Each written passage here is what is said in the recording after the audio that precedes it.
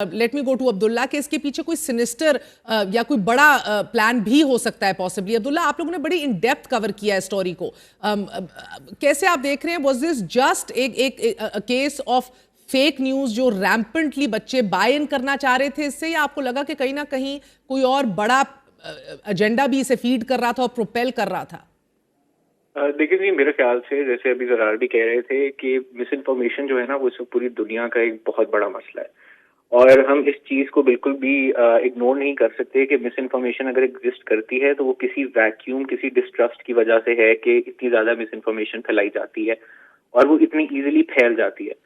जो अभी आपने भी बात की कि अपने इदारों पे कोई फेथ नहीं है, कोई चीज़ नहीं है। मैं आपको एक मिसाल देता हूँ। जिस वक्त हम इस स्टोरी को इन्वेस्टिगेट कर रहे थे तो कुछ प्रोटेस्टिंग स्टूडेंट्स से हमने कुछ प्रोटेस्टर से बात भी की, तो उनका कहना था जी कि हम ये जो इदारा करना चाह रहा है, ये जो पुलिस करना चाह रही है, हम ये चीज़ नहीं होने देंगे, हम इसको एक और 9 मई नहीं बनने देंगे। जस्ट आप सिर्फ इमेजिन करें कि ये किस किस्म का एक पॉलिटिकल बयानिया था जो कि फैला और इस पॉइंट तक पहुंचा कि स्टूडेंट्स को लगा कि उनको भी एक बहुत बड़ी पिक्चर के अंदर एज पॉन्स यूज किया जा रहा है कि जी हमारे साथ इतनी बड़ी ज्यादती हो रही है। और इसके अंदर बहुत बड़ा रोल ऑब्वियसली सोशल मीडिया का भी था, क्योंकि अनवेरिफाइड अकाउंट्स, ऐसे अकाउंट्स जिनके पीछे किसी मेन स्ट्रीम मीडिया आउटलेट की बैकिंग नहीं है, जिनके कोई वो जर्नलिस्टिक स्टैंडर्ड कभी हमें उनके पास नजर नहीं आए, उन्होंने इसके ऊपर ऐसी खबरें फैलानी शुरू की, हॉस्पिटल तक पहुंच गए, वहां पे जी डॉक्टर का नाम बता दिया, वहां पे बता दिया कि जी आईसीयू की क्या सिचुएशन है, उस लड़की की क्या हालत है, और ऐसे क्लेम्स थे कि people had some reason to believe them.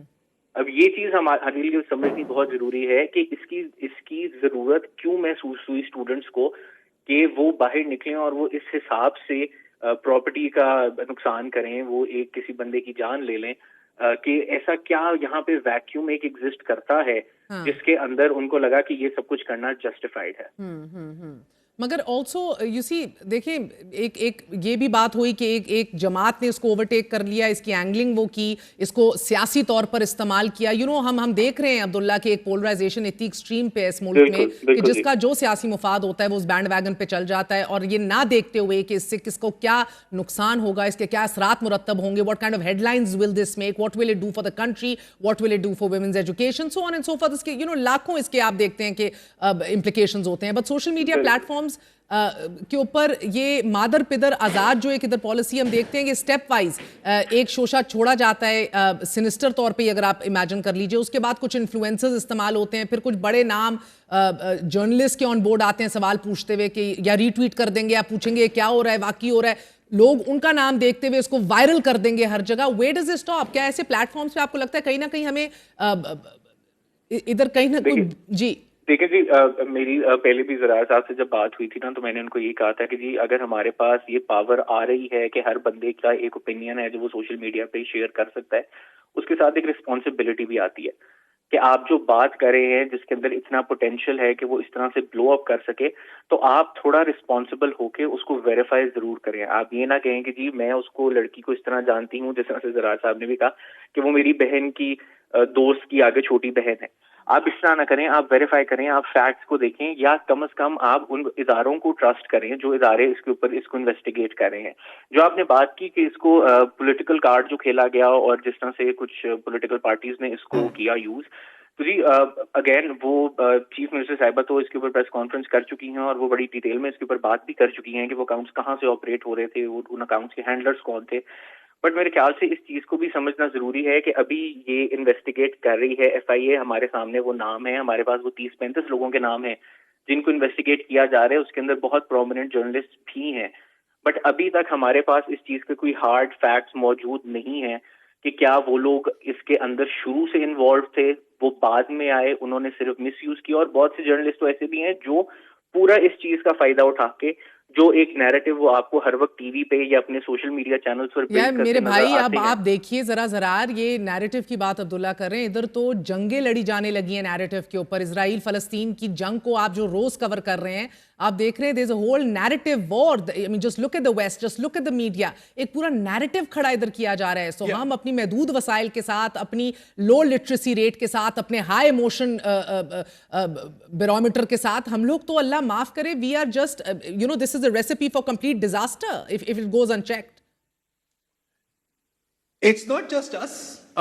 دیکھیں یو کے میں جو ساؤتھ پورٹ میں رائٹس ہوئی تھی, جہاں یہ سفید فام انتہا پسندوں نے وہاں پر آگ لگائی تھی. اب آپ کہہ سکتے ہیں کہ وہ تو ایک انتظار میں ہی بیٹھے ہوئے تھے نا کہ کوئی موقع ملے گا, اور ایک فیک نیوز نے ان کو موقع دے دیا. اٹس اے گلوبل فینومینون جیسے عبداللہ صاحب نے کہا ہے. لیکن جہاں تک اگر ہم واپس ایک دفعہ پاکستان تک آئے نا, اور جس جماعت کی آپ ذکر کر رہے تھے اس میں P T I was leading this. P T I کے کئی رہنماؤں نے اس بات کو پھر آگے پھیلایا ہے, اور پھر جب بات پتہ لگا کہ بالکل ہی جھوٹ ہے تو پھر وہ ایسے بھول گئے جیسے ہم نے کوئی یہ بات کی نہیں تھی. It was highly responsible. جہاں تک اسٹوڈنٹس کی بات ہے, میں مانتا ہوں کہ یار ڈسٹرسٹ ہے, میں مانتا ہوں کہ سسٹم پہ فیتھ ہے. کیا اپنی آنکھوں اور اپنے عقل پر فیتھ نہیں ہونا چاہیے؟ I mean your students, I have no sympathy. میں آپ کو ابھی سے ہی بتا رہا ہوں یہ بات. میں تو اس کو ڈیجیٹل دہشت گردی کے دائرے میں دیکھتا ہوں. وہ اسٹوڈنٹس نہیں جنہوں نے پروٹیسٹ کیا, میں ان کی بات نہیں کر رہا, لیکن جنہوں نے یہ خبر پھیلائی ہے, they are digital terrorists, they have blood on their hands. اس گارڈ کا خون ان کے ہاتھوں پر ہے, ان کی ویب سائٹس پر ہے, ان کے انسٹاگرام پیجز پر ہے. I will be clear about this.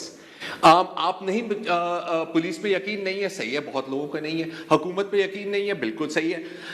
ایک کیسے ہو سکتا ہے, ہم سب کالجز میں رہے ہیں نا, ہم نے کہیں نہ کہیں کسی نہ کسی تعلیمی ادارے میں تو گئے ہیں. یار اپنی کلاس کیا, آپ کو باقی کلاسز کے بھی لوگوں کو پتا ہوتا ہے. آپ کا خیال ہے کہ کوئی ایک خاتون غائب ہو جائے, یا اگر ان اسٹوڈنٹس کا خیال ہے کہ وہ خاتون غائب ہو جائے, کسی کو نام بھی نہیں پتا, لیکن justice for girl, we want justice. کون سا جسٹس, کس کے لیے جسٹس, کہ آپ کا دماغ خراب ہو گیا ہے. اینڈ اس کے پیچھے ایک اور بڑے ایک انٹرسٹنگ سائیکولوجیکل فینومینون ہے میری نظر میں, کہ جب آپ نکلتے ہیں نا ایک دم اس مظاہرے کے لیے, پھر آپ اکیلے نہیں ہیں, آپ کو ایک دم لگتا ہے کہ یار میں تو ایک مہم کا حصہ ہوں.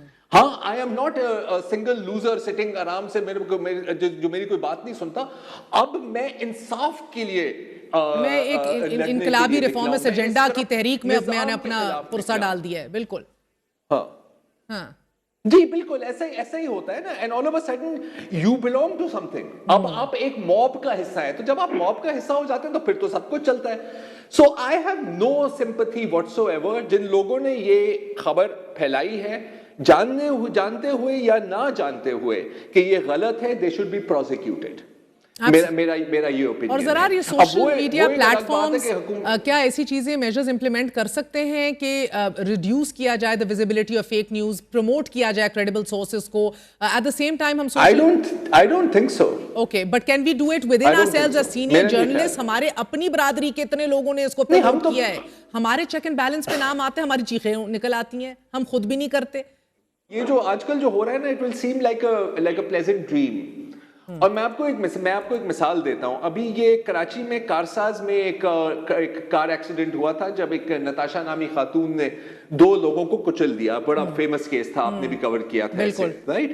اب اس کے بعد ایک تصویر ان کی وائرل ہوئی تھی, obviously AI generated, کہ وہ کھڑی ہوئی ہیں, ان کے پیچھے کالے کوٹ میں وکلا کھڑے ہوئے ہیں, اور پیچھے ایک بلڈنگ ہے جس کے اوپر یہ نہیں لکھا ہوا سندھ ہائی کورٹ یا ڈسٹرکٹ آف سیشنز کورٹ, صرف لکھا ہوا ہے کورٹ, اور وہ یوں کر رہی ہیں. ٹھیک ہے.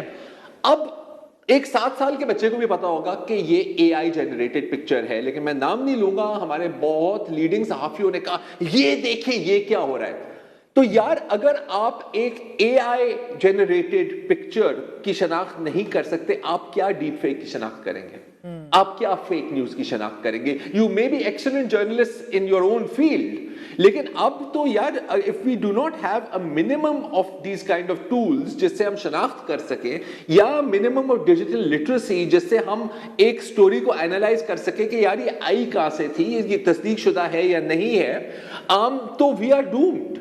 میں آپ کو ایک سینیریو پینٹ کر کے دیتا ہوں. آپ کو پتہ ہے 2012 میں جو پہلا جو ویپنائزڈ فیک نیوز, جو ڈیپ فیک کا استعمال تھا, میرا خیال ہے 2012 میں تھا. افریقہ کا ایک ملک ہے گبون, اس کے صدر کی ایک بہت ایک ایمیچر, مطلب بالکل جو بگننگ والی AI فیکس تھی, اس کا ایک ویڈیو لوگوں نے اپلوڈ کیا. وہاں پر ایک کو ہو گیا, اٹیمپٹڈ کو ہو گیا اس کی وجہ سے.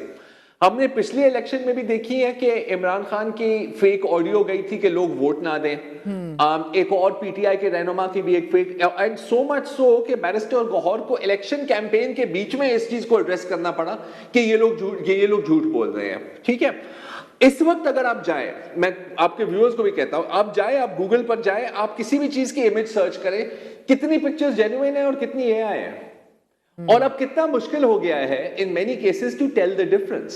اب میں آپ کے سامنے ایک سینیریو پینٹ کرتا ہوں. ٹھیک ہے, آپ کو پتا ہے کہ اس ملک میں گستاخی کا الزام لگانا سزائے موت ہے, ثبوت کی کوئی ضرورت نہیں ہوتی.